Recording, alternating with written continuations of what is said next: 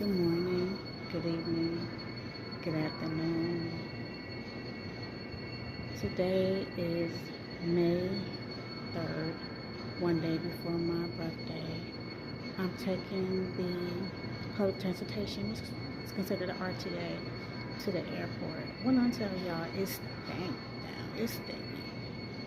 It's been a while since I've taken the bus. My God, it smells like poop and heat. Um, it's just nasty. You know, I can't take it. Well, I have to take it because I wanted to take the bus to the airport. And just like my church says, just do it. That is all for me. I hope you have a wonderful and fabulous day. Ciao, Bella. Ciao.